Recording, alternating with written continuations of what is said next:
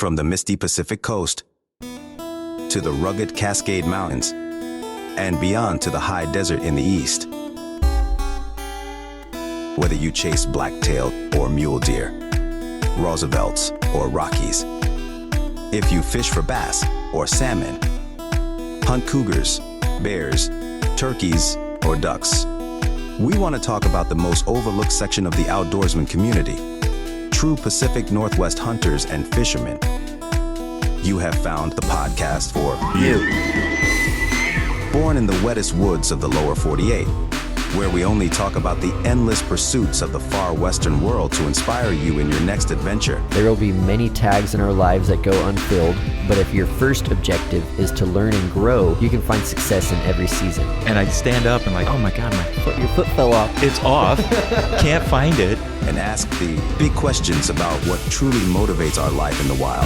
I believe that God gave us the ability to do this. You go from plodding along and not really living to living the full, abundant life that He has for you now. You are listening to the Oregon First Hunting and Fishing Podcast. Sweet. Well, welcome to the show. We're glad you joined in. We're recording here in an unnamed town in Southern Oregon with Devoted Outdoors. All right. How's it going, Brian? Well, I wanted to give a few announcements before we got into the show. If you want to stay up to date with everything that we're doing, and especially if you'd like to join us for fishing trips or hunting trips, make sure to join our group at Salem First Hunting Fishing Club on Facebook, and also follow us on Instagram. We're up there. I tried to put some stuff on TikTok, but I think that they shadow banned me. Have you guys ever experienced that? I wouldn't doubt it. Yeah. Facebook is like that too nowadays. Oh, really? Yeah. If you want to join us, our next event, we're going to go trap shooting on June 15th. That's a Saturday. And that'll just be a lot of fun, getting together, shooting some shells, trying to blast some clays. We'll see how it goes. We did this last year, and it was a ton of fun. So if you're interested in that, you can learn more at the Salem First Hunting and Fishing Club on Facebook. In this episode, we're going to talk about spring bear hunting, some local hunting and fishing news, and have a conversation with our guests, Malachi and Jacob Dunavant of Devoted. So, Devoted Outdoors, that's your guys', it's more than just a YouTube channel at this point. Yeah, we do a lot of Instagram, especially, and Facebook too. Facebook's a lot of big advertisement for us in sorts of groups and all that. Of what Facebook allows, at least, though. Well, that is true. Yeah. So it's been really cool to follow along with you guys loosely a little bit. You know, the evolution that brought you to Devoted Outdoors. And, you know, I love the content that you make. Super awesome. And you guys have had a legendary spring bear season. So happy to pick your brains about some of that, because that's just fun to talk about. Yeah, of course. But now it's time for Icebreakers. 3, 2, 1, go! So, fishing or hunting? Hunting all the way. Hunting. All right. Not even close. Bow or rifle? Ooh. Bow. I'm going rifle. Oh, all right. I'm going rifle. Bear or elk? Elk. Oh, that's tough, but I'm gonna go elk. I'm gonna go elk. It is All tough. right. It is tough. Yeah. Spring or fall for bear season? Oh, spring. Well, as for hunting, Yeah. spring. Mm-hmm. As for bears, fall. I'm going to agree with Jake. I think spring. I'm going to go spring. Yeah, Alrighty. fall's fun, but spring. All right, and finally the last one. If you had to pick to hunt, east side or west side? Oh, I've lived in the West all of my life, and actually last year was the first time I ever even hunted mule deer on the East, and it was a lot of fun, but it was way different.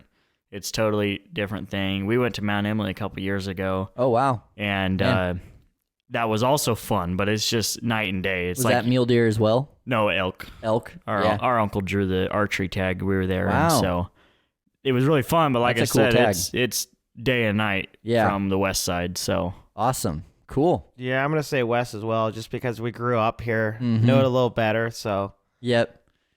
One thing I've noticed, because I'm a west side guy all the way, but I've also never pursued really hunting east. You know, I've started to put in for some tags, but they're kind of like dreaming high tags. I'm not really in too huge of a rush, but man, to be able to hunt in my own backyard and drive 30 minutes and be in a great spot, like you just can't beat that, you know? Well, and I'm big into blacktail.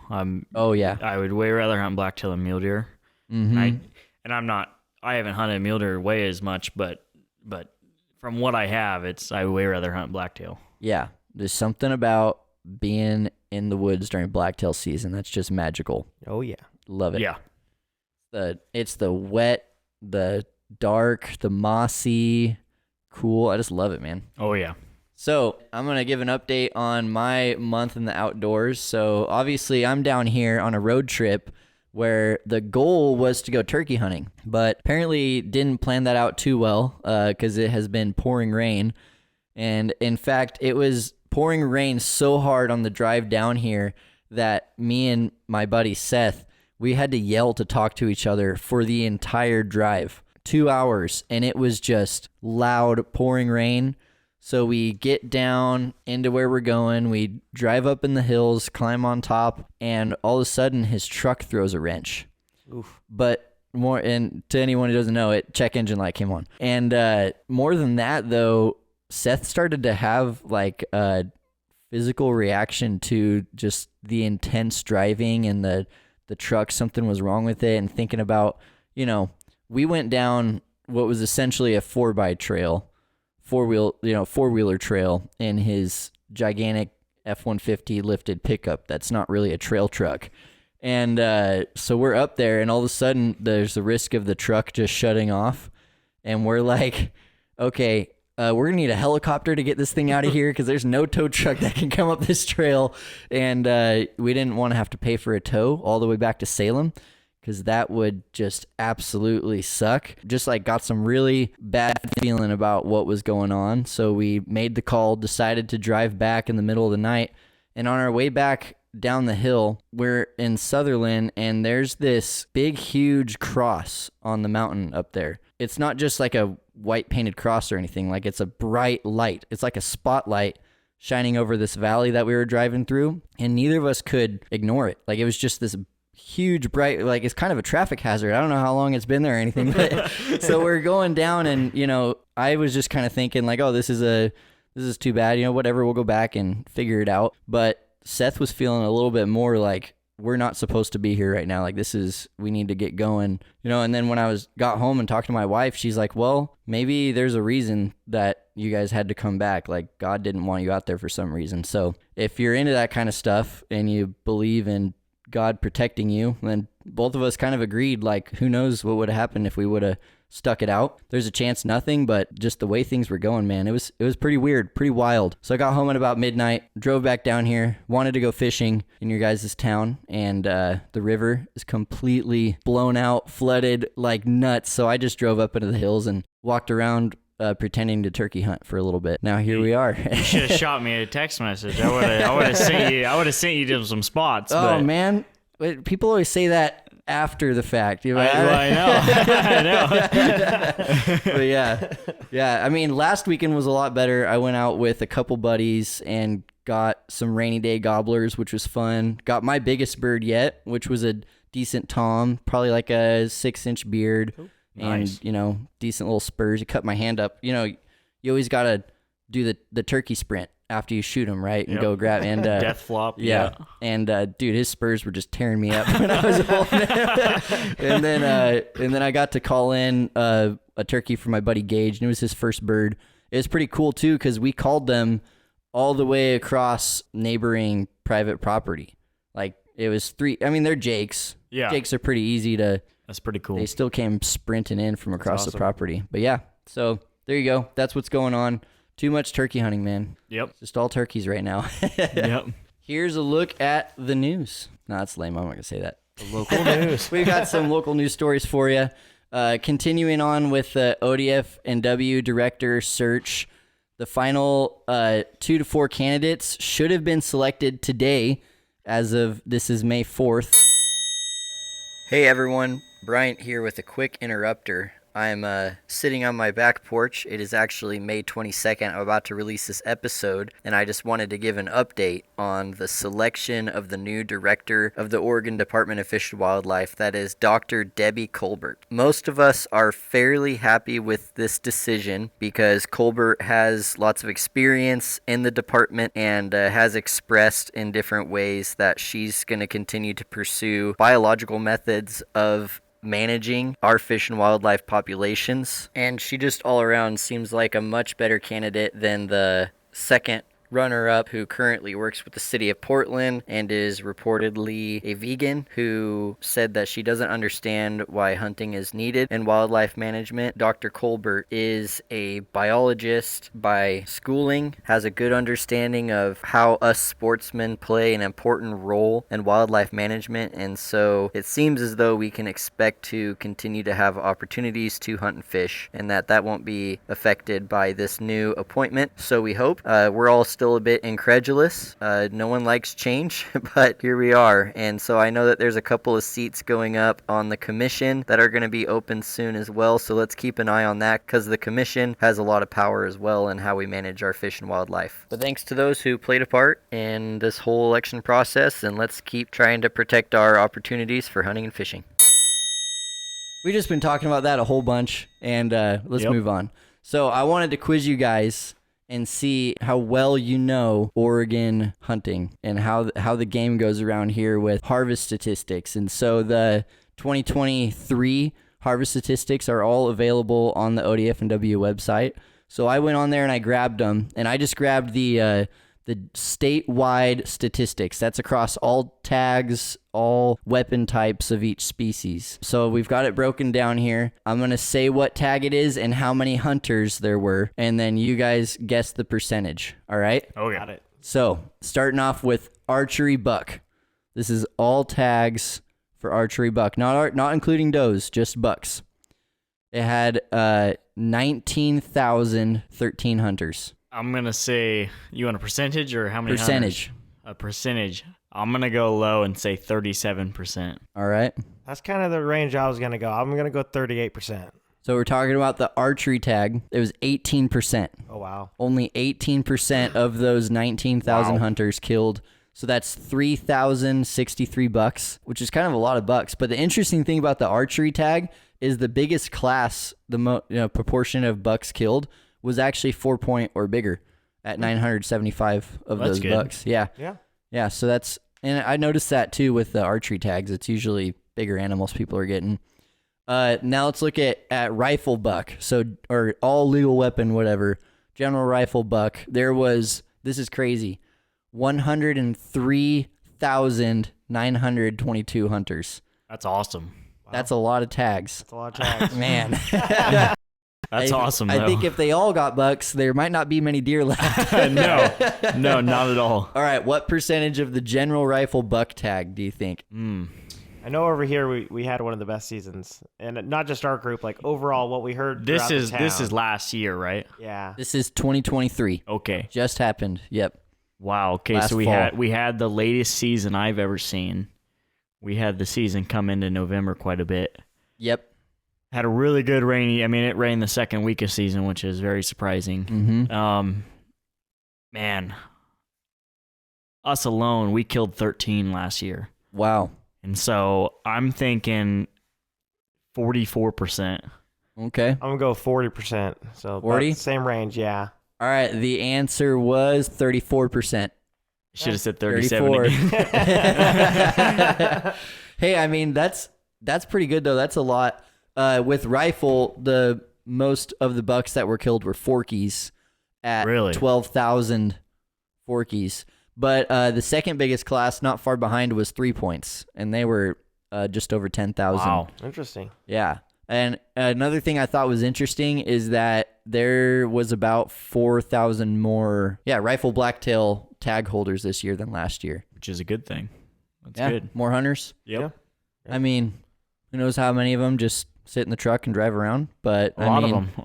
they're paying for those deer to be there. So, You know, Yeah. all right, let's look at elk. General archery elk had 24,912 hunters. So Well- there was more archery elk hunters than archery buck hunters. I got a feeling it's still gonna be lower than deer though, and so And the archery deer was 18%. yeah, so I'm gonna go 13%. All right. I'm gonna go 15%. You guys were both almost there. It's 14. Oh my God. Right on either side of it.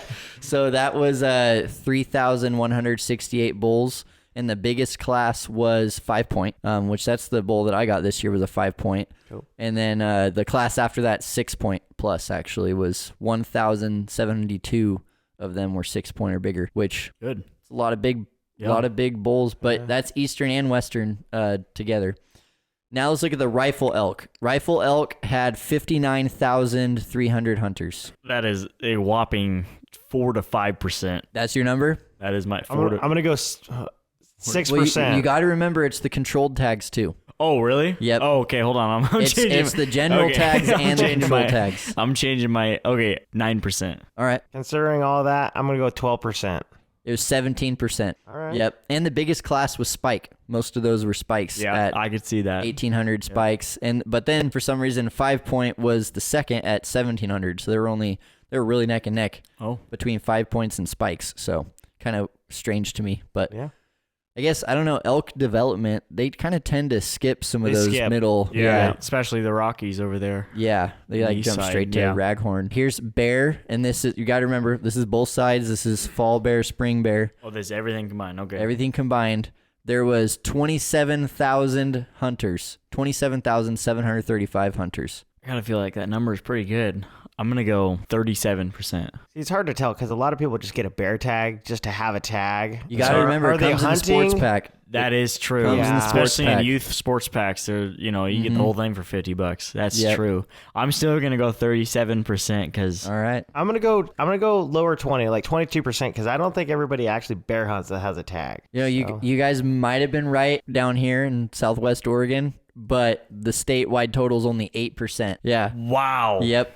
Have you guys looked at the Northwest Wow. spring tag No. harvest statistics? That I don't No. have the number, but that one is low. That one is Yeah. like No, I know that up in that area, it's harder yeah. to get a bear. I part a lot of those Facebook groups.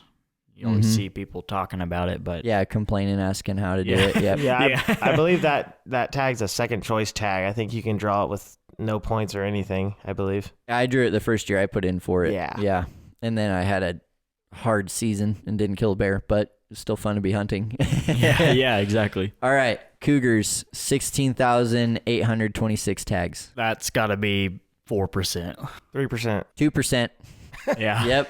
Yeah. Yep. So that's only 331 cougars killed in 23. And that's way under the quota. But I don't think we've ever met the quota. No. Well, that's the same thing with it comes in the sports pack. Yep. Yep. Yep. I get it all the time, but I have no idea how to hunt cougar. Yeah. The only time I see them is if I'm coming around the corner and I see them running down the road, and it's Yep. I've only seen them on the road as well. yeah. Yep. Yeah. I forgot to say that there was 2,205 bears killed statewide, which seems like there'd How be many? more. 2,205. Oh my goodness, dude. I mean, feel that's like a lot low. of bears. That's gotta That's be low, No, I that's feel way like. low. That's what I'm saying. Yeah. That's gotta be east side. Well, I don't Yeah. know. I know a lot of people kill over In the east. Northeast, there's a lot of bears killed, but I don't know anything about the Southeast. I don't know anyone who goes to Southeast for bears. It's just yeah, kind I of don't desert know out either. there. Are there bears out there? mean, I had no idea. I'd Yeah. never seen one like over the there. White Horse unit, there's like nothing out there, you know? Right. Yeah. So I don't know. All right, last one, and we're done with this. Antelope. There was 1,744 hunters. I gotta feel like they have to like be good because of how hard it is to draw tags. But you have a lot of archery tags though, so I'm surprised there's that many tags, though, just because of how hard some of those tags are to draw. well you They gotta split it up think in though so a lot many of hunts. those archery hunts though are like 50, 60 tags though. So That's true. I'm gonna have to say 45%. I'm going to go 35%. 59%. Okay. So that's the high Yeah, by a large margin. That is the highest success rate on any of our tags here. The problem is when you look at the website, the list they have there, it just gives you the totals. I wish it would just say general season deer. you Yeah. know, Right. But instead it Yeah. breaks it up by the areas of the state. So southwest, northwest. Oh, gotcha. Let's get into our conversation. Say with Devoted Outdoors.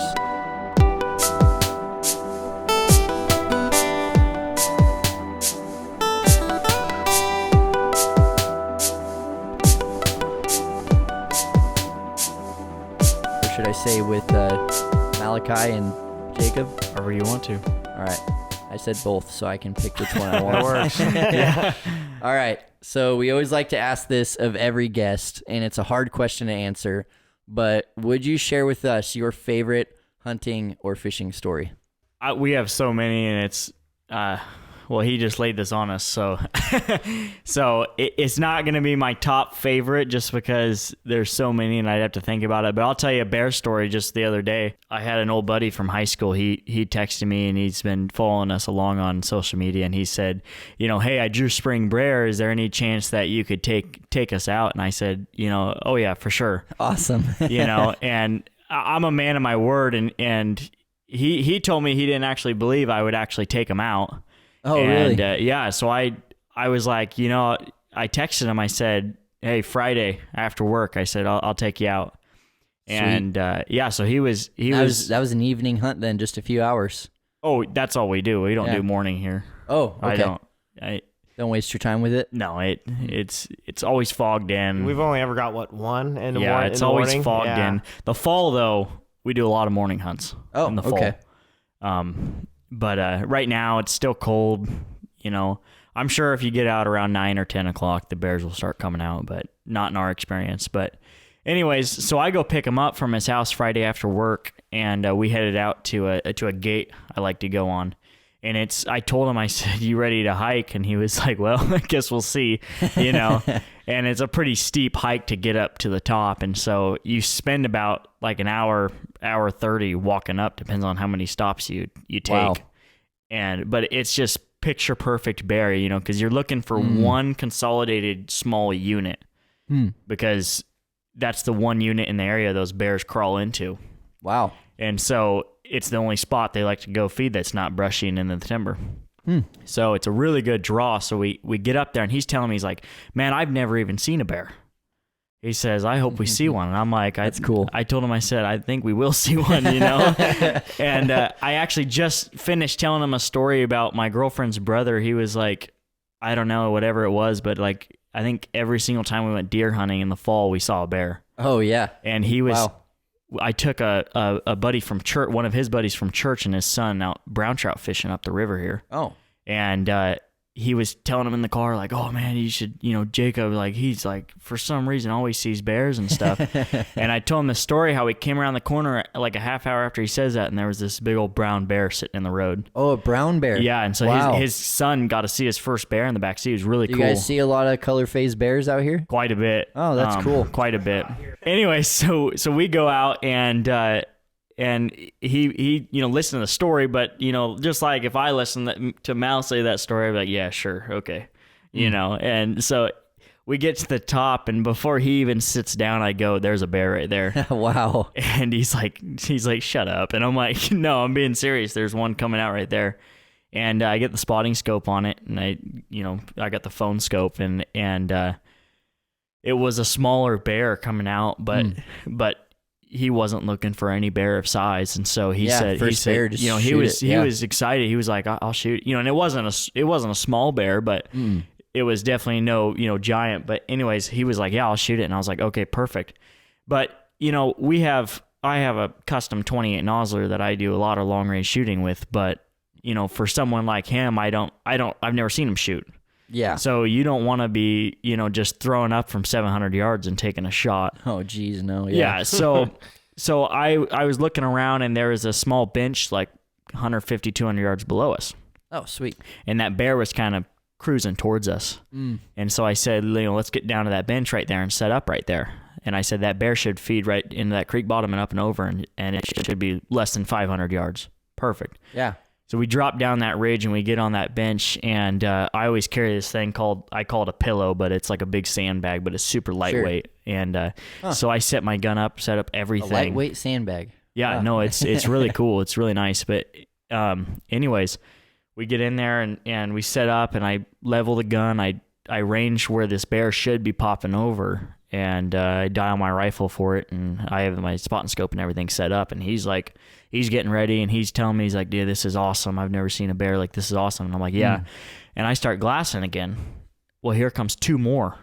Oh, the other side of the cut. Uh-huh. And I'm like, this is cool. This is Does crazy. that happen very often? Do you get that a lot? No, the first time we had that happen was right before the fall season last year. We went into a unit and there was 5 bears in the unit. Whoa. All of different sizes of the cut. Bear Central, dude. Yeah. Yeah, you found a special little area there, huh? Yeah.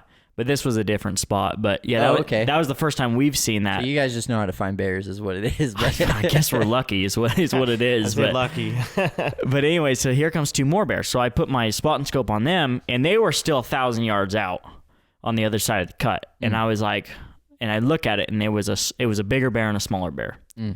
And I went, okay, it's a sow and a cub is what I said at first. And but I said that cub is way big, that sow's way big. And so I said it's a legal bear if you want it, because you can shoot a sow if the cub's within over a year old. Yeah. And so he's like, yeah, let's do it. You know, he's game for anything. He's like, yeah, let's go do it. Yeah. So I'm looking at this, and like where that bench we were sitting on was the closest you could get. Like it was a drop off after that. Okay. So I said we got to go back up to the landing we were on, and we got to go around and hike down the ridge and get over to him. Okay. So we do that, and those bears were just feeding on that, coming out that timberline. Wow.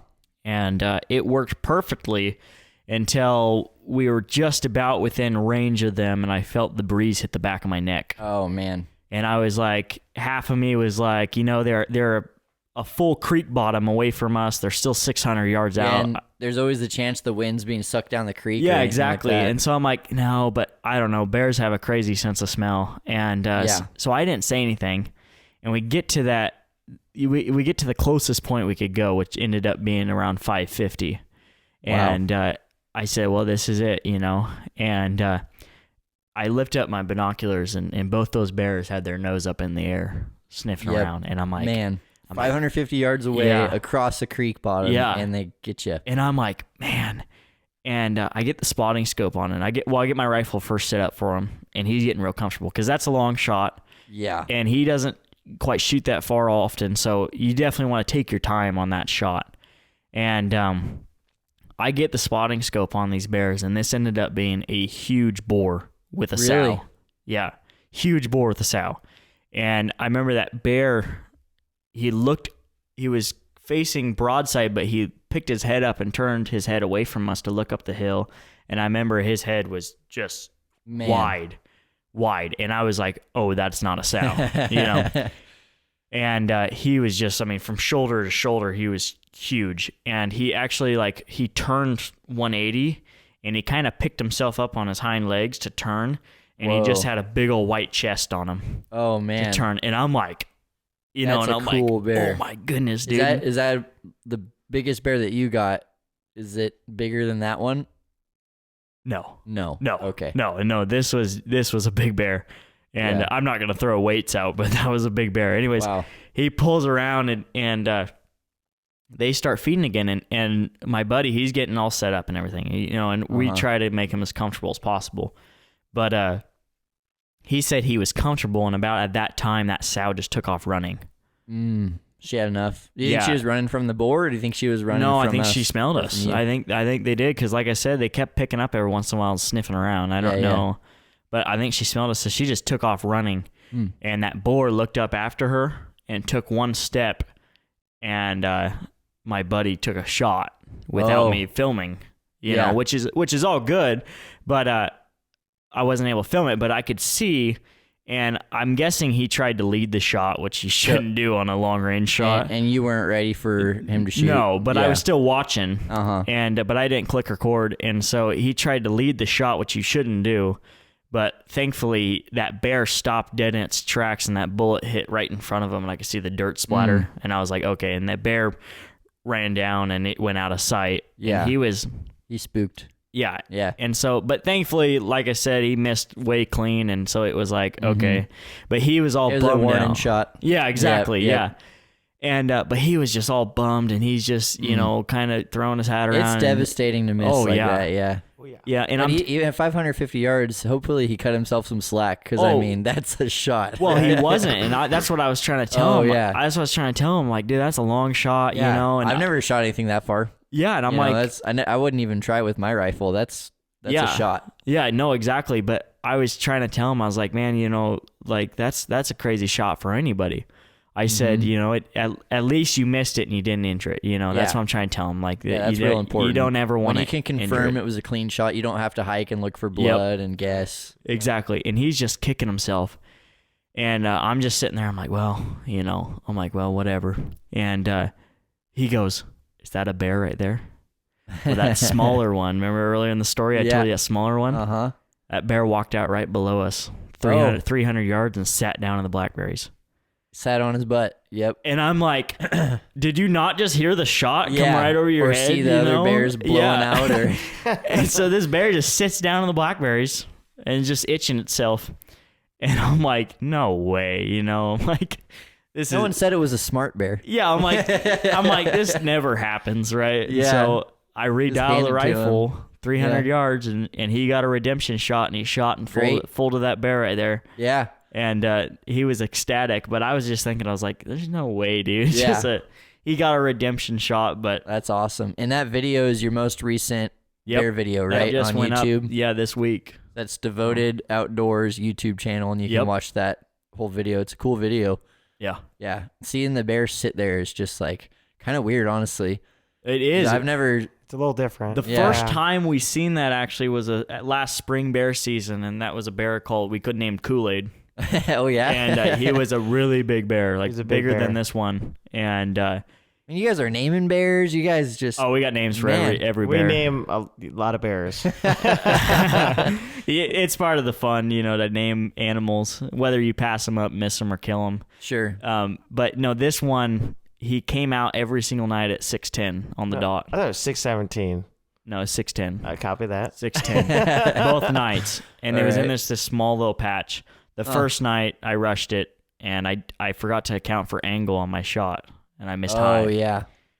Well, he came back the next day at the same time. Same exact time. After being shot at. Yep. Same time.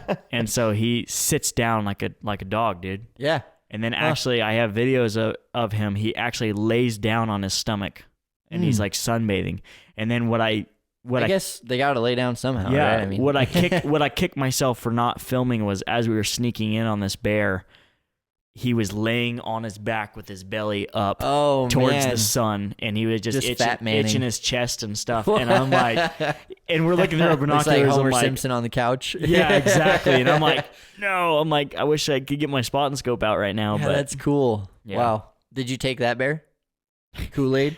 Is that what you called him? Kool-Aid? Yeah. He's still out there. still out there. All right. To say the least. Okay. Well, yeah, we can fill in the blanks there. But yeah. Awesome, man. Well, that's cool. Thanks for sharing that. How about you, Malachi? Well, my story's going to be a little shorter than Jake's, but I'm going to go with my first archery kill. Oh, wow. Yeah. My first year, I think it was my junior year of high school, I archery hunted elk for the first time.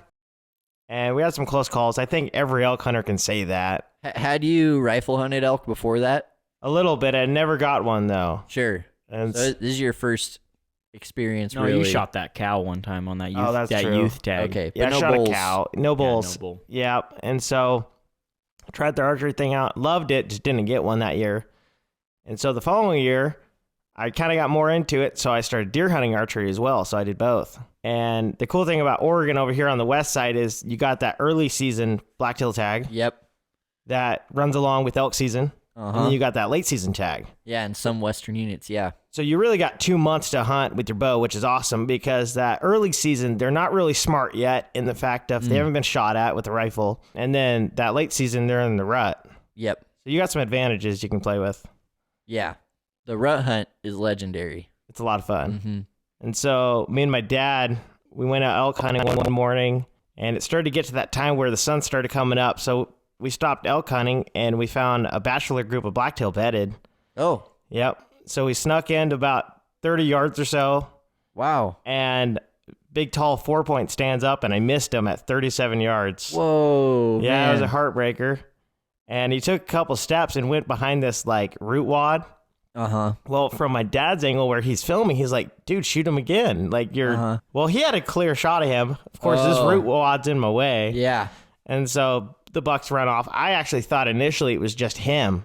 But when I shot, 2 other ones behind him stood up. Yeah. Yeah. Were they all decent, like same size bucks, or was that the biggest buck, the 4-point? He was the biggest. There was another little 3-point and then a little forking horn. So he was definitely Yeah. the biggest of the 3. So they were still bachelor grouped up at that point. Well, this was opening this day. was opening okay. week of the early season in September. Yeah. And so we've seen them bachelor grouped all the way up till about mid-October over here. You have? Oh yeah. Wow. Yep. Yeah. No, they Man. last year we shot one 4-point in like mid-October, and it had 3 other bucks with it.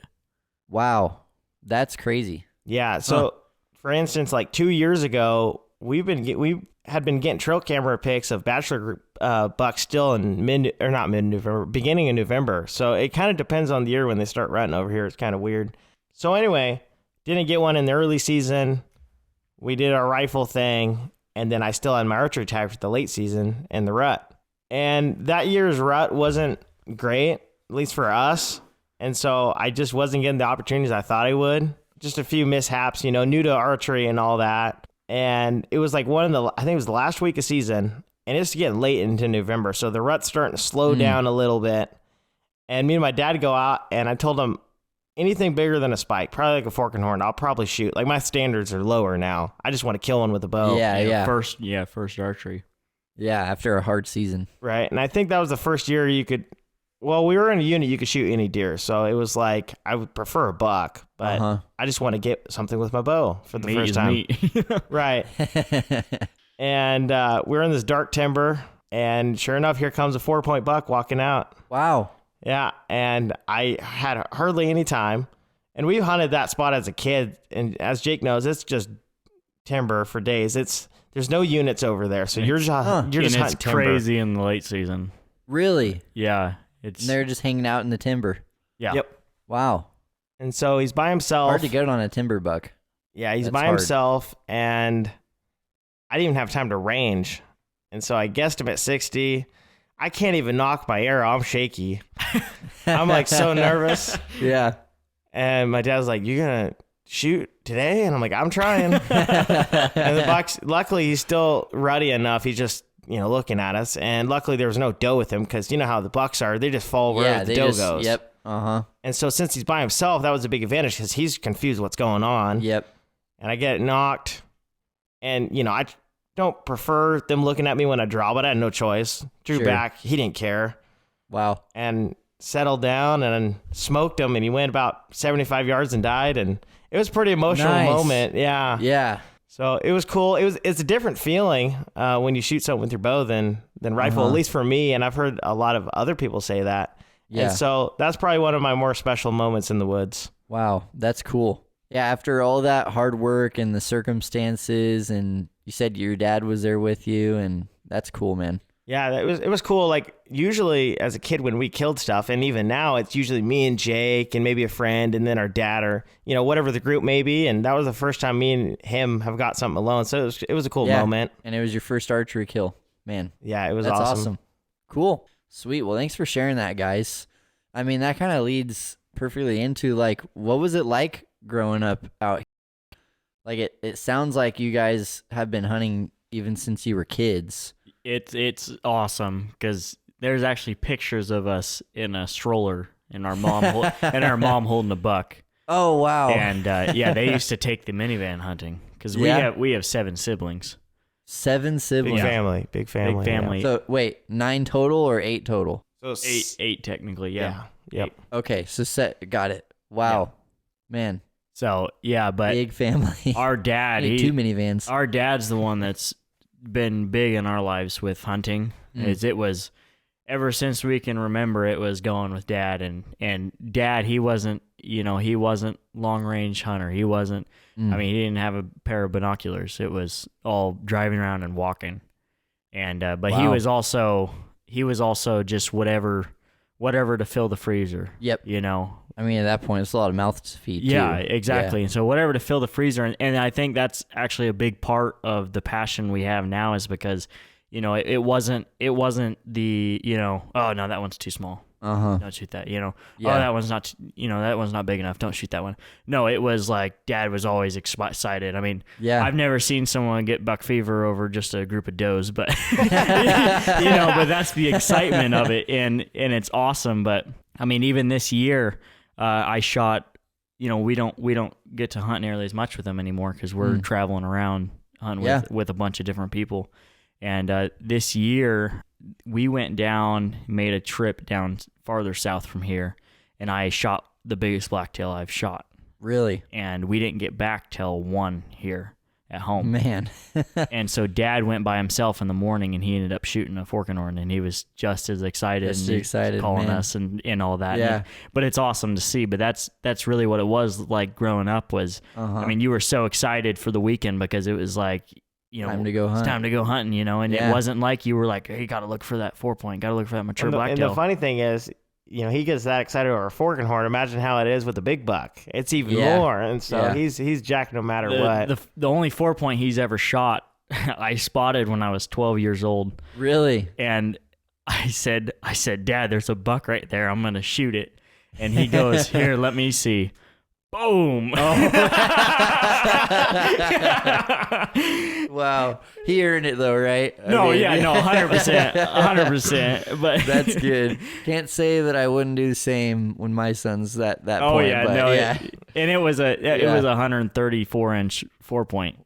That's cool. It was a big 4-point. Yeah. So you guys have got these areas out here that you've like grown up in. Hunting. Yeah. Like you've for decades been going out here. Yeah.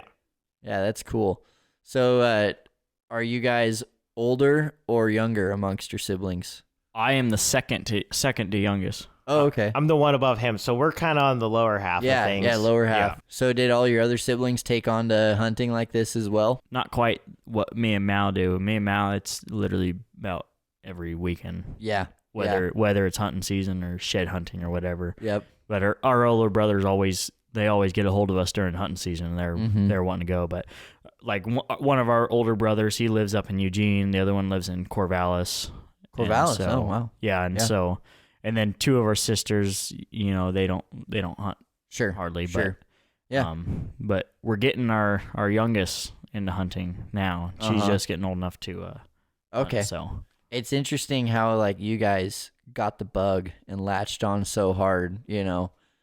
Yeah. I've always wondered because I've known a lot of families like that where one of the siblings or a couple of the siblings are like die hard, I'm gonna hunt, and the other ones are just kind of like, it's something that we did, but I don't need to anymore, Well, like I was telling you earlier, is our uncles, our dad's brothers, they were on foot films back in the early years before YouTube, doing all the film festivals, and growing up watching their videos, and they did big hour plus long films. Wow.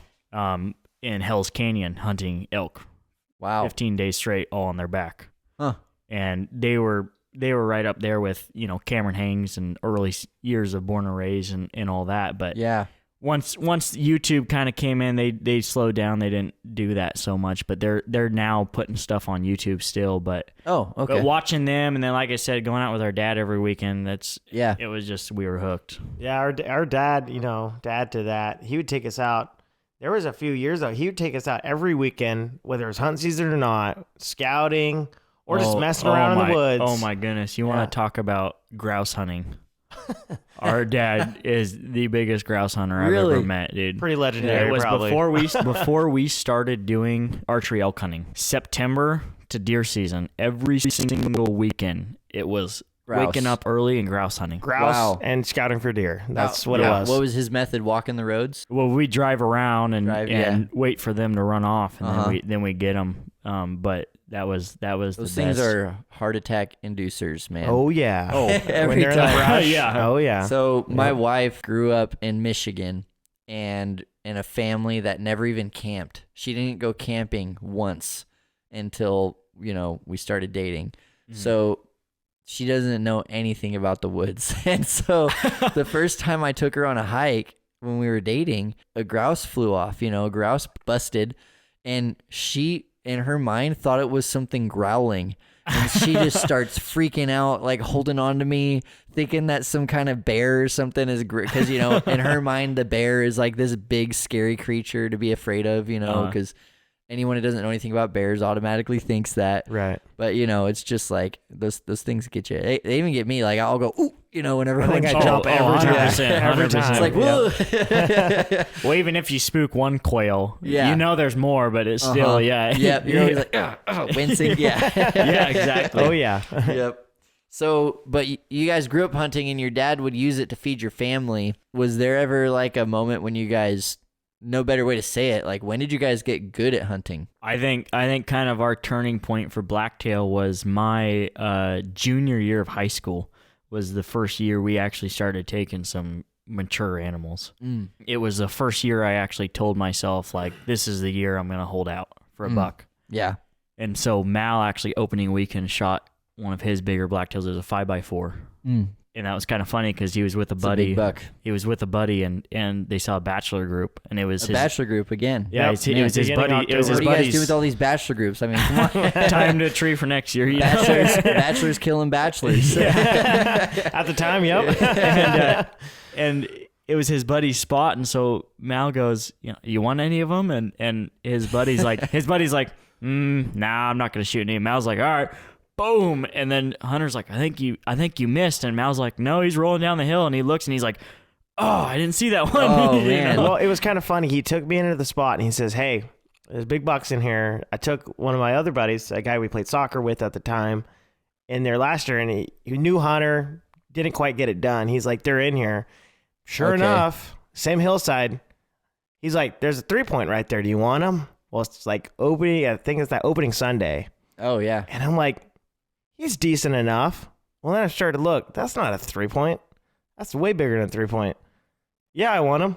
All right. So he's looking like about 40, 50 yards to our left. At a different deer. At a different buck. Yeah. I'm looking at the one shining in the sunlight with his antlers just gleaming. And I'm like, yeah, I'll take him. And I think I ranged him at 78 yards. I mean, he's right there. And so I shoot him. He's like, you missed. I said, no, I got him. Yeah. No, you missed. He's flopping around on the ground. And that was, I think, my heaviest like body deer. Like, it was really big. Big Cascade buck, yeah. And so Oh, it starts making all kinds of noise coming down that hill because I didn't make an amazing shot. And he's like, oh my gosh, that thing's a moose. And then I shot him again. And he's like, yeah, that's no 3-point. I said, yeah. I said, you're looking at the wrong one. Well, then here steps out like one of those cactus bucks with all kinds of points. Cactus buck, yeah. I don't know why he didn't shoot I was it. like, do you want him? And he wasn't the biggest framed buck in the world. I still give him some credit about it because it was a cool buck.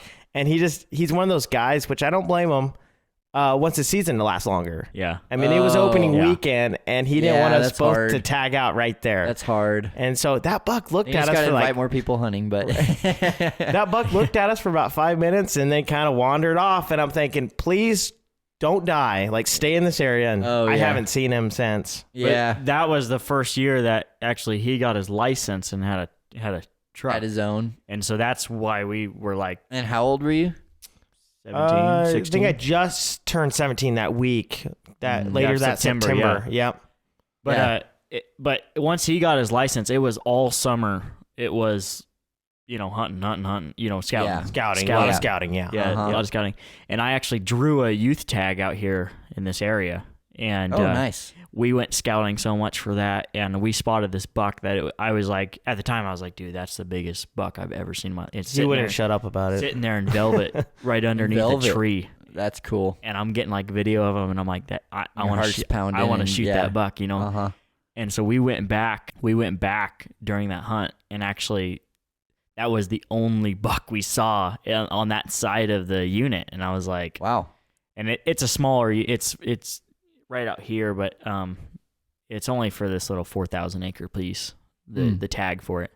And I was like, we didn't see much over there. I said, we've seen a lot more on this other side. So that opening morning, we hike up the other side, complete other side of this area. And I throw up my binoculars through this little opening in the tree that you can see, and here's this buck cruising down. And this is right. And that's him? Well, I didn't know that at the time, but Oh, okay. but I'm like, that's a good buck. And this was the first year I was like, I want to pull out for a good buck, you know? And I was like, that's a good buck. So I throw up my rifle and it was 300 yards and I get down and I shoot this buck and he was facing towards me and I put it right on his chest and I shoot and that buck just turns broadside like nothing. And I was like, what? Wow. And I shoot again and he jumps and he somersaults down the hill and I'm like, awesome, you know? Yeah. So, and I didn't know it was the same buck at the time. Oh.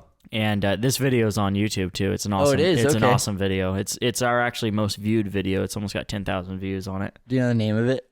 Yeah, it's Jake's 2021 Oregon stud blacktail or something like that. Sweet. That's Yeah. cool. But anyways, so I was like, I feel real confident in those shots or whatever. So we hike around because the cat road we were on hikes around to it. And once we get on top, here's this buck standing there right below the cat road. And I'm like, dude, I just dropped that deer. I was like, Yeah. you know, and I'm like, Like a Mal, different I'm deer? like, is that the same deer? Well, like, the cool thing is, what is that? my girlfriend, who's still my girlfriend, had the same tag as him. Yeah. And so yeah. we seen this buck below us, about what, 70 yards?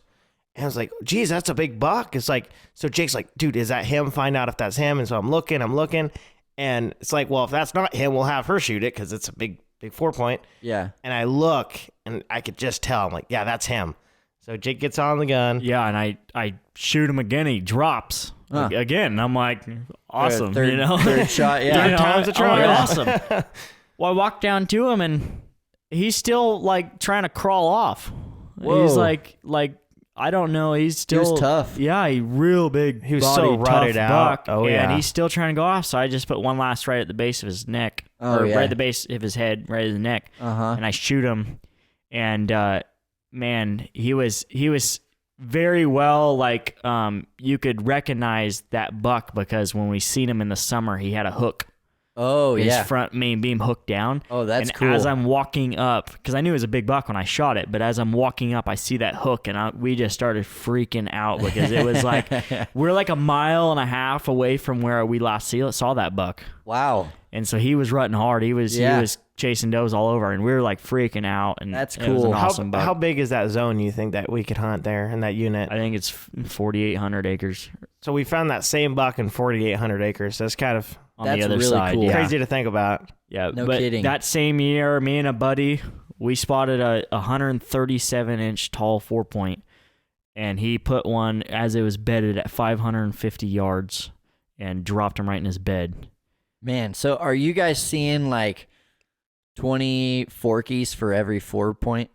I don't know. I would say more like 10 or so, 10 or 15. So Don't you it's think, really what it's come down to. A lot of it is the amount of time you spend out there learning the areas, Oh, 100%. and then also passing up on forkies. Yeah, no, that's a lot of it. It's a big time thing. Yeah. That's a lot of it because you can drive around and always see fork and horns. Yeah. But it's a lot of it is finding those areas that are like, you know, like this area has good genetics. And shed hunting has been a big part lately of that is finding those areas where it's like, we'll go in there and spend a day or two in there and hike several miles and you'll be picking up just fork and horns or 3-points. And it's like, okay, this area is not worth it.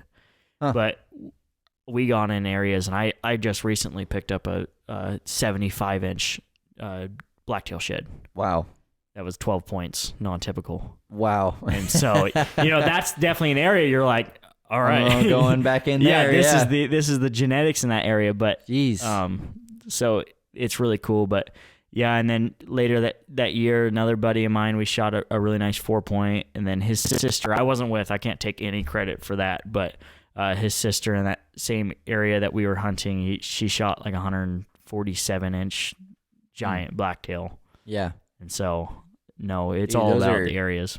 For a lot of people, those are once-in-a-lifetime bucks. You're just talking about there, like left and right. That's crazy. Yeah, a lot of people say 120 is about that once in a Dude, you lifetime see a blacktail. 120-inch deer around here, a blacktail, you're like, that's a big buck. You know? I'm still not passing that up. Yeah. You know? Yep. Well, what made you guys decide to start filming and throwing it up? Other than you said your uncle's inspiring you, like when did you take the plunge of actually buying a camera and going for it? The funny thing was I was 12 years old, 7th grade, Oh yeah. and all I had was an iPod Touch. And Really? and it was summertime, and I was like, you know what? I was like, we'd always during the summertime we'd go to our grandma's shoot digger squirrels, And I was like, you know what, Mal? I was like, let's start a YouTube channel. Let's go shoot some digger squirrels, you know. So we ended up deleting those videos. They're pretty cheesy. Off of the YouTube channel once we started getting more of a following. It was the same YouTube channel? Yeah, once we got more of a following, because previously we were fold them like a chair. Yeah. And that was a saying our grandpa always said, you know, telling hunting stories. Oh, yeah, you folded that deer like a chair, you know. Oh, really? And so I was wondering where that came from. Yeah, it was always just a saying our grandpa had. So we named it that because also it's just different from everybody else. Yeah.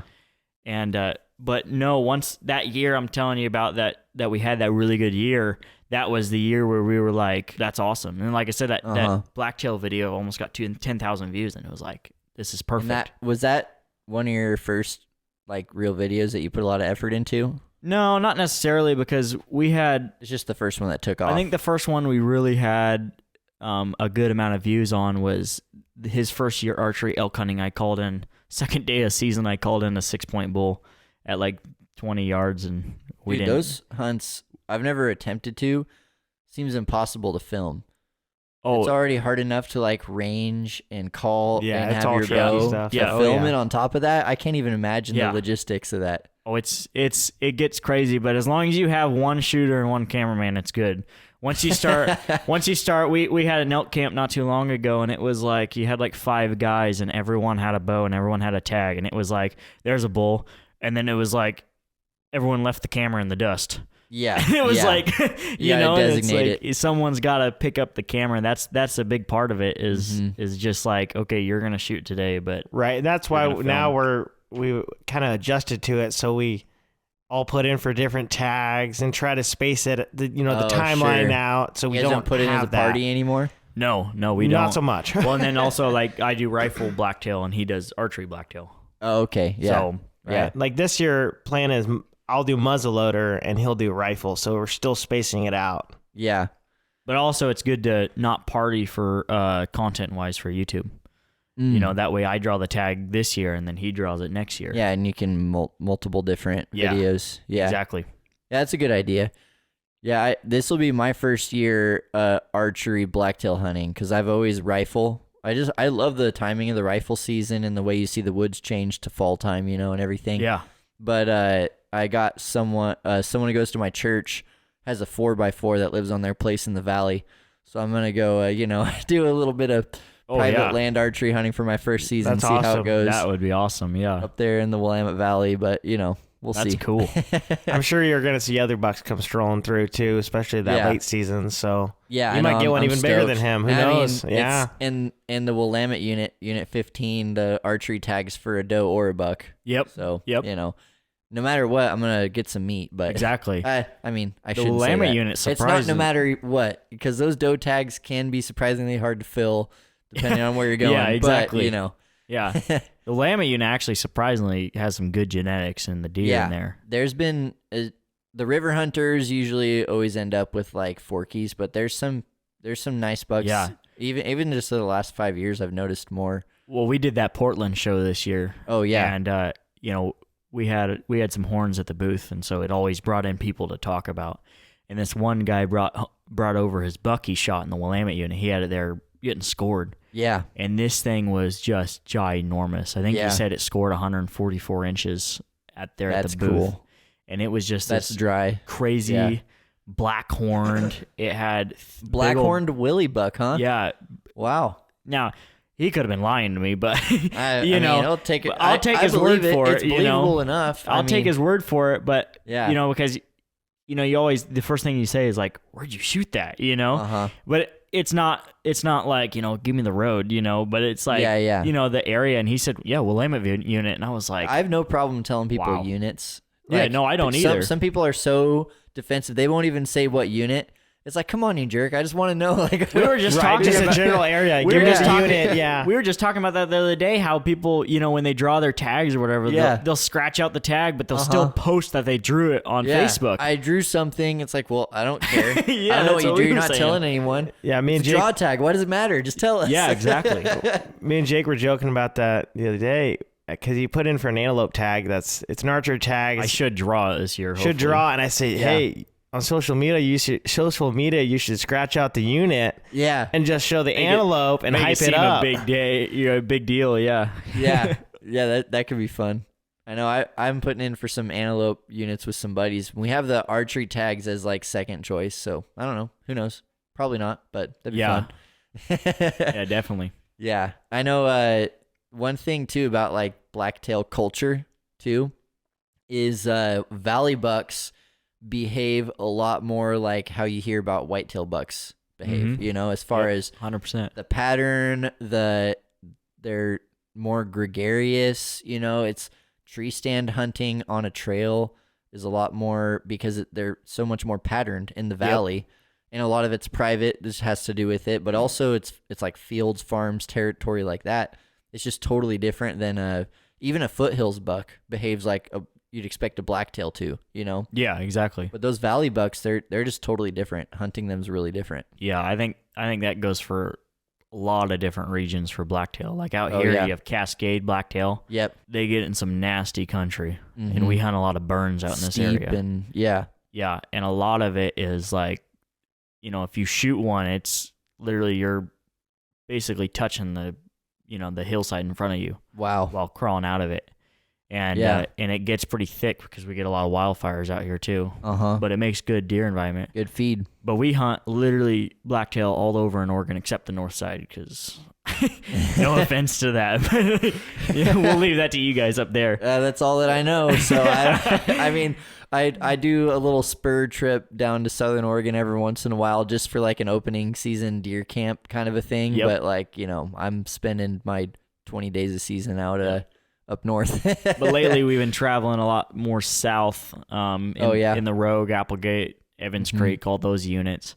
And like I said, they're just totally different from what we're used to in our backyard. And it's crazy too because it's still it's Southern Oregon. Yeah, exactly. You know? And there's still the same blacktail. You know, there's a big controversy on those are bench legs. It's like, well, I don't know for sure. I don't carry a DNA, test with me. And so to me, they're just blacktail, but they're definitely all over, like you said, the valley, and then those foothill bucks down south in the Applegate and Rogue, and then even coastal. Coastal's way different than here in these burns in the Cascades. And so, kind of like you mentioned earlier, it just depends on what they're feeding. The terrain's so different. You know, the higher up you go, it's just predator might be a little different. You know, the predator population might be higher. Tougher terrain for them to, live on. So they're going to probably get a little tougher, maybe a little more tougher than the valley bucks. And then you go down south, it's like totally different terrain when it comes to feed because you got like the foothills and stuff and the oaks and all that. So it just all kind of depends, like you guys were saying. So it's kind of interesting. Yeah. And with each different culture of blacktail deer based off the terrain, it was like a different breed of hunter, Yeah, exactly. And we all have like our differences on how we approach things and what we do. The first time, and I like to think of myself as a pretty decent glasser. That's what I love to do is glassing these burns out here and glassing these clear cuts. And the first time I was a junior in high school, I went with a friend down there in those foothills in Southern Oregon. It's a lot of oak trees. It's a lot oak, of scrub. It's almost like you're hunting. Oak. It's almost like you're hunting a ranch because it's open grass fields. Yeah, it feels like a city park sometimes. Yeah, exactly. Yeah. Yep. And it feels almost illegal to hunt sometimes. I know you're always like, "Am I on private property right now?" Yeah, like, exactly. Yeah. You got to definitely watch over there. Definitely watch your onX. But I remember the first day we went down there, and we had a big party with us. A lot of older guys with good glass, and it was the first day down there. I spotted one deer. Oh, really? And the day ended with 110 deer spotted. And you were only one of them. One deer.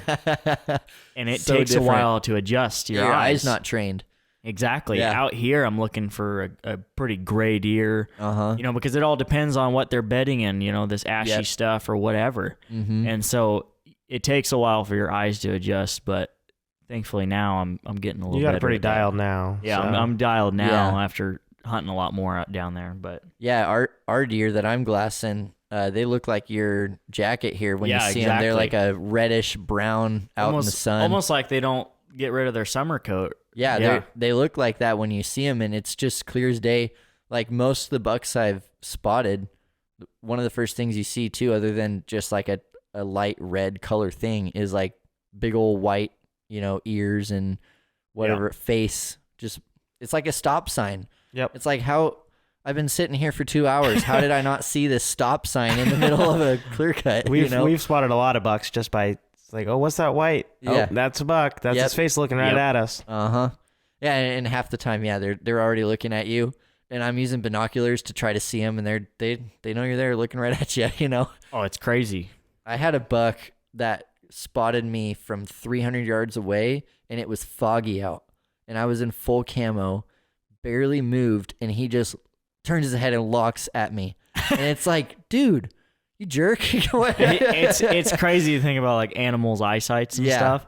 Like last night we were hunting that vineyard for turkeys. Yeah. And we were literally we knew where they were. And it's raining, so calling them in is not really an option. And so you're kind of waiting for them. So we snuck around to where we saw they were heading last. And it was a waiting game. It was like, you're waiting for them to come through the right row of the vineyard. And we're archery hunting too. And we're just waiting, and we're literally hunkered into this, like on the edge of the row, hunkered into the blackberry bushes.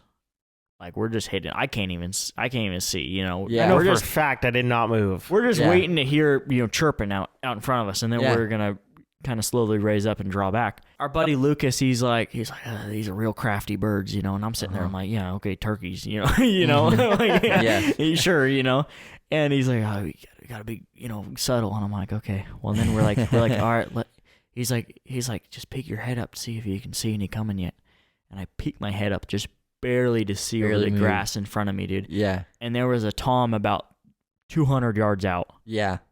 And he was already looking right at me. Yep. And I'm like, okay. Yep. I'm like, okay, there's one right. I didn't think anything of it. I was like, all right, there's one like 200 yards out there, but I don't know what's in front of us. The whole group takes off running the totally different direction. Wow. And I'm like, how's that fair? I'm like, this is the last time I'm hunting these vineyard turkeys. Dude, yeah, their eyesight and their instincts. Like turkeys, just like everyone agrees, turkeys are kind of dumb, but they have such great instincts.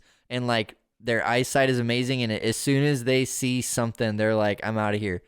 Oh, but, no, 100%. The same day yesterday, we did a perfect stalk on this different group of turkeys. There's turkeys everywhere in this vineyard, which is why we got permission to hunt it. Nice. But we split up because we were like, okay, well, if we blow our stalk, they should come running right towards Mal, and he should get a shot. We're all archery hunting. And so he was hiding behind this water tank in this vineyard, and then we snuck around, and we got around the hill that we were on, and we start coming down. Well, these turkeys were on the road, and they were heading right towards Mal. Wow. And so we made the mature decision to not try to not call him off of him. And we're like, okay, let's back out and let's go sit on the hill and watch these turkeys, walk right towards Mal. We're sitting on the hill, and same thing. We're hunkered up in the grass, and like maybe the top of my head's showing, just where I can barely see through the grass. And here comes these 3 bigger toms and a small group of jakes right towards Mal. Wow. And Mal's sitting there. Mal doesn't know what's going on. He's just waiting. And I seen one tom coming, so I faced on the right side of the water tank, and I looked at Jake, and I was waiting for hand signals, when to draw and all that stuff. And I'm waiting, and this turkey is literally, and the biggest one. This one it was a big tom. It probably had an 8-9 inch beard. Yeah, it was a big tom, and it's walking right out in front. And this turkey's probably within 20 yards of Mal, but this turkey's still behind Mal's view with the water tank. And I'm like, this is gonna be perfect, Yeah. And we're sitting there, and all of a sudden, like you said, it must have been instincts, dude. That tom kind of sticks his head up. He's like, something's not right. And Mal's standing dead still. It's not like Mal's trying to get a peek around. He's just waiting on my hand signals. I'm full draw, just waiting He's for him waiting to walk on my out. hand signals, right? Yeah. And that tom just kind of looks up, turns around, starts walking the separate direction, and I'm like, what kind of turkeys are we hunting here? You know? Super turkeys. Yeah, exactly.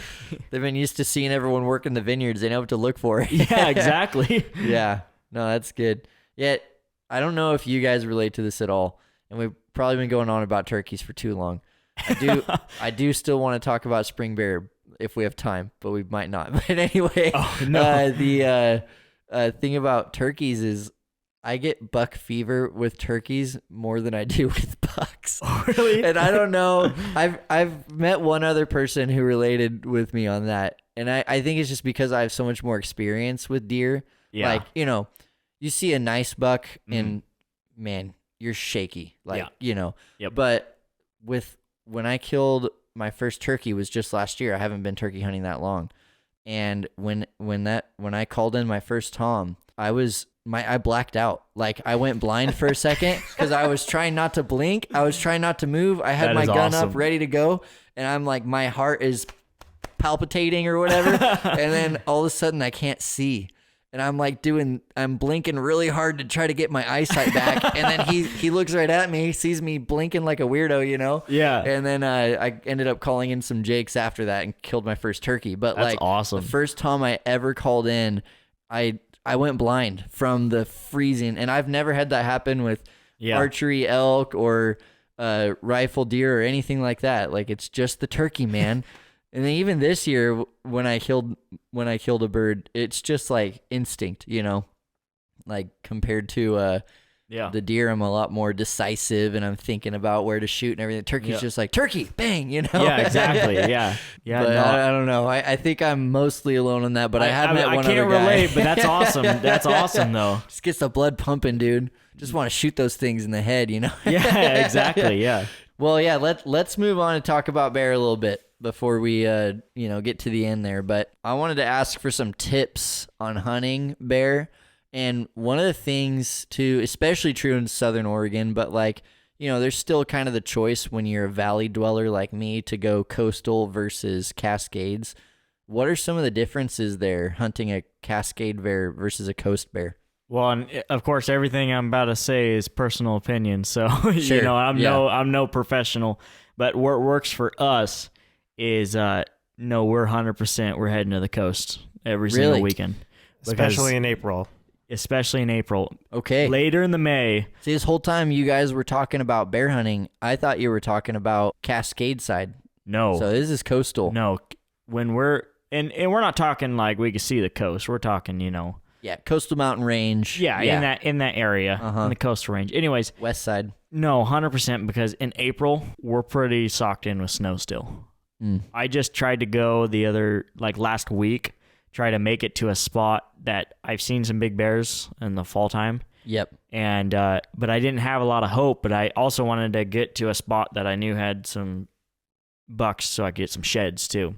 Oh, yeah. And, no, I made it about halfway up the mountain and had to turn around. And also, it was still 26 in the morning, or 26 degrees in the morning. 26 degrees, man. Yeah, and I'm like, no bear gonna be out right now. Yeah, that's brutal. And so, no, we're hunting coastal, and we know like Nathan Bailey, they do that high Cascade bear hunting stuff, and they do good. But for us, no. But once we hit August, I'm all Cascade bear hunting. Okay. Is it higher elevation? Cooler? Is that why? I guess so. I don't know, but it's a lot of black caps on the ground, and the berries start getting ripe late August here. Yeah, if you can find a form of berries, you're typically in the right spot. We saw one last year that we didn't end up getting because we couldn't get into them, but we saw one in a burn last August, and it was the biggest bear I've ever seen in my entire life. Really? It looked like a grizzly bear. It was brown boar, and it was Maybe it was one of those introduced grizzlies. The ones they haven't told us about yet. Yeah, exactly. But it was the only bear that I can confidently say it was 400 pounds. Wow. And I posted it on some of the black bear hunting group chats in Facebook. Yeah. And I said I didn't want to seem like, because honestly, when I seen it, I said that's a 400-pound bear. But you don't want to sound like that. And so when I posted, I said, well, what do you guys think this weighs? And everyone said, well, I can tell you what, that's bigger than my 350-pound boar I shot, And so I'm like, jeez, that's a big bear. Never seen him again. And that was in a burn. Yep. Yeah, because I was imagining burns would be great for bears out here. But I mean, on the coast, man, we got berries. Like, there's 10 times more bears on the coast than out here in the Cascades. Yeah. But also, it's a lot of money for us to drive to the coast. Sure. And so that's why spring, it's like, it's worth it because you see more bears in the springtime out there. It's so funny talking to you guys because it's like so reversed for me in so many ways. Like, I'm in the coast. It's a day trip. I can do a 2-hour trip and it's worth it, Yeah. Compared to the Cascades is like, nope, I got to plan a whole day or even a weekend, honestly, and burn up all my gas and Yeah, no, it's actually awesome living here because you're literally in the middle of all like Western Oregon hunting. Right, we get to pick where to go, which is cool. 'Cause, like we can wake up and drive 20 minutes and we're in the Cascades. Yeah, that's cool. But also, we're 45 minutes away from the high Cascades, some of the wilderness areas. But then we're also 45 minutes from getting to the coast. 45 minutes going down south to the rolling, hills. Yeah. And so it's awesome living in this because you get so much opportunity. Yeah, that's cool. Yeah. You guys hit that oak territory not too far. Yeah. There's like none of that up north, We have little pockets around a couple of the areas in the more like valley foothills, but they're totally different than Southern Oregon rolling, oak scrub stuff. The bears themselves, though, other than like the habitat and the time of year difference, the bears themselves, you don't really hunt them different. You sort of do because in the fall or in August and September, it's all like, for me, it's morning hunting. Okay. So it is getting up early and you're getting to the spot at daylight because they'll be getting up before it gets hot and they'll be eating berries. Mm-hmm. And before the berries are ripe, just like in the spring, they're tearing apart stumps and rotten stuff. Uh-huh. And so last year, I told you how we saw 5 bears in one cut. Uh-huh. Well, a week later, season opened. And so we went to that same spot and I knew there was going to be bears in there. I mean, you saw 5 and it was like perfect. And we were socked in with fog and it was like, what should we do? Should we go somewhere else? Well, after sitting there was some blue jays squawking. Oh. And our buddy Josh, he's like, that's 100% means there's a bear. He says when the jays are squawking, something's walking, Uh-huh. So we waited it out, and then you could just start hearing something ripping apart some stumps in the bottom. Nice. And we're like, there's a bear here. Uh-huh. Well, as soon as that fog started to lift, someone in our group was like, there's some bears right there. And there's 2 bears. It was a mom and a cub. Oh, yeah. And it was over on the hillside. We're like, okay, well, we're not going to shoot that one. Yeah. Because that wasn't what we were hearing. We knew there's more. Mm. Well, the fog began to lift, and Josh is like, there's a bear right there. And it was a smaller boar, and it was down in the bottom. And Mal goes, me. I'll shoot it. grabs the rifle. And, that one got away. Yeah. It happens. Yeah. But no, it's fine. It was, Mm-hmm. It's funny you mentioned the jays because I had that experience this year during the deer season, early part of October. So it was still dry out at that point, but fire season was over or whatever. I was in there rifle hunting and the jays are just going nuts, going crazy. And sure enough, I hear whatever it is digging around, Yeah. Had to have been a bear. And then I was so patient, dude. I sat there for like 30 minutes. The jays never stopped squawking. I'm like just so ready, patient, and then never see anything. It's like, come on. Dang it. Yeah. I don't know if it's like I don't know what it is, but you get some of that advice from people that kind of just stick with you. Yeah. When someone tells you something like that, you're like, oh, okay. Makes a lot of sense. Makes sense. I mean, the one thing I've really tried to hone in is with squirrels. I've tried to like figure out the pattern of when you hear a squirrel 500 yards away barking. Yeah. What's it barking at? What's over there? Yeah, chattering and stuff. I've tried to figure that out and like take notes of what I see come out of the woods after a squirrel barks, but seems like they just kind of bark at anything that moves, even deer. So oh, probably, yeah. I hate it when they bark at me. Makes me want to carry a slingshot with me.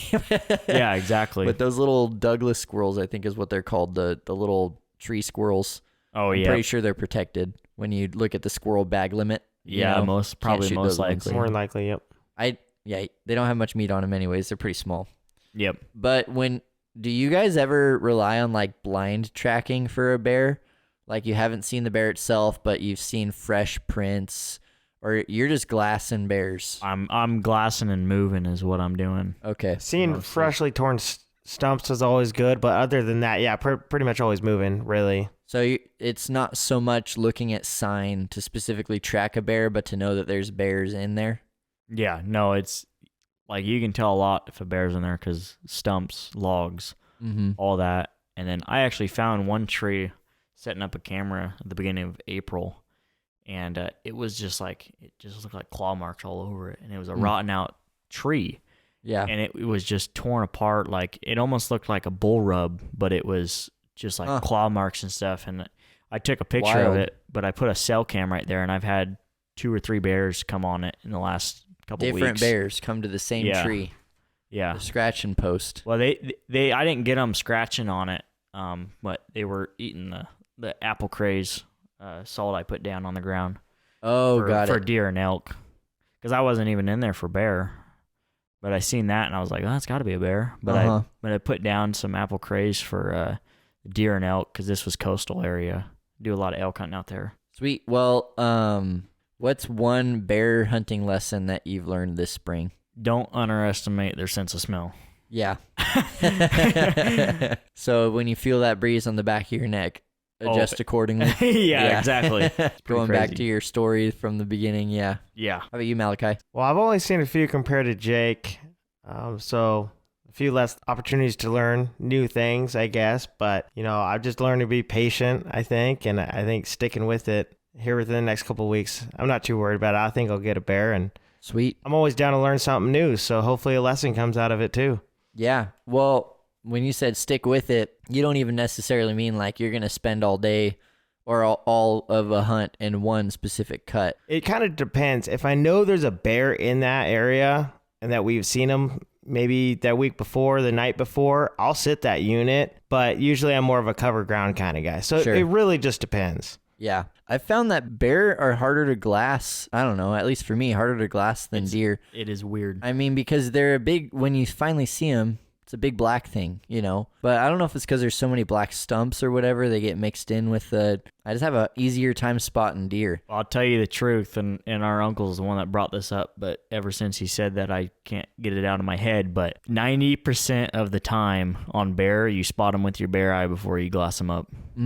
Because they're moving so much. Jet black, and it's like, Yeah. that's a bear. And then you put your glass up, and you're like, whoa, yeah, there's the one right there. Yeah, they're almost always moving. So if they're standing still, like my buddy got a bear with me last week, and we spotted him from a ways away, closed the distance to about 150 yards, and we had about 3 shooting lanes. And on the one on the right, I was like, that looks like a bear. And it was, sure enough, it was the bear staring at us.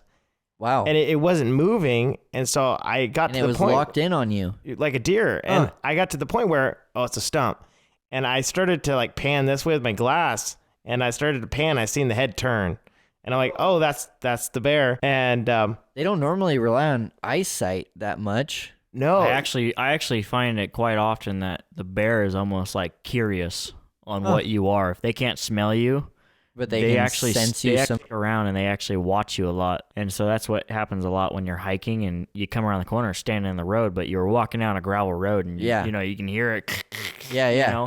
But most of the time, they'll just stand there and like see for sure what you are. As long as they can't smell you. Yeah. I think Jake's absolutely right. Yeah. I don't think they know what's going on a lot of the time when it comes to their eyesight. Really curious. I Oh, think. yeah. And their hearing is decent, but it's not like, I have no reference. You think it's probably similar to our hearing? It's not like they have super hearing, I'm not sure. I've never, like I said, we do quite a bit of long range hunting. So Yeah. you haven't wrestled one yet. Yeah, no, we haven't. But I would assume their hearing's probably better than ours, but I would say, probably yeah. not like a deer and an elk. Probably not too much better, though. I think a lot of the time they hear something, that's when they look, and then that's when they're like, because you see them like just moving around a lot, their I face, can't see it. and they're like, what's going on? So I think they rely on their hearing probably a little more than their eyes, but yes, their smelling, obviously, that's... Because that's one They're key. challenge with deer is their little radars are always looking around, listening around for you. Well, another little thing that's always stuck with me is since they were born, Yeah. 365 days a year, something's trying to kill them. Yep. Yeah. Something out there. So they get pretty good at it. You mentioning deer hearing, it kind of reminds me, elk, obviously the same way. Yeah. Our buddy Josh, who we've mentioned before, he was telling me a story. Back in the 90s, he had this really good elk meadow that he'd see bulls in every week. And so he's archery hunting it, and he's calling in this bull, and he doesn't have a good shot at it. It's about 30 or so yards away, and about 200 yards above that meadow is a gravel road. Well, this bull is mid-bugle. That bull all of a sudden shuts up. This Whoa. truck drives by, Mid-bugle. and you can see, he said you can see his ear like following the truck. Yeah. Truck gets out of distance, and he finishes his bugle. Wow. I can't say I've ever seen that. That's cool. I haven't either, but I believe it because some of those big, I mean, elk are smart in general, but some of those bigger bulls, I'm sure, are very, very smart. So I'm not surprised. A lot of the benches I hunt are 50 yards off main pavement. Yeah. It's like they bed in range to hear and see. Yep. But they're hidden. Well, that's one trick, not to give away too many details, but that's one trick that me and my buddy who really got me into archery hunting figured out pretty quick is that, you know, there's elk way out there.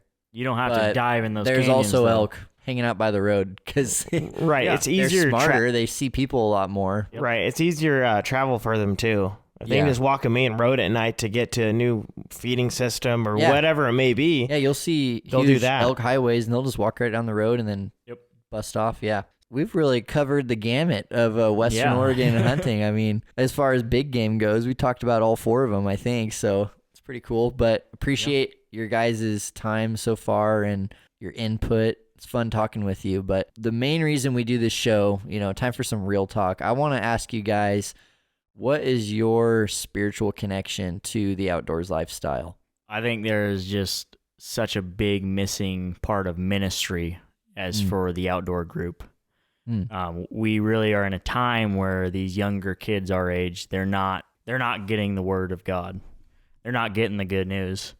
And so similar to what you're doing, similar to what a lot of these people are doing is they're drawing in these groups of people like the hunting and the outdoorsmen. Yeah. Because everyone likes to watch YouTube videos of hunting.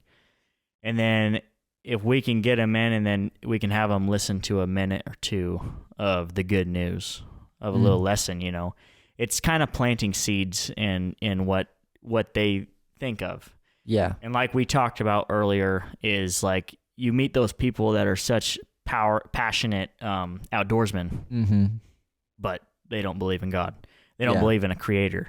And it is just crazy to me. Like the spring season is probably the most beautiful time of the year, in my opinion. Yeah. Way better than the fall because it is like every creek is just flowing. It's green grass. Everything's coming back to life. Oh, it's just beautiful. And you see a lot of animals. The elk, you know, they're getting calves. You know, you see bulls coming into velvet and bears are out like crazy. And it's just, you got to think like there's something more to it. Yeah. There's something way more to it than just hunting.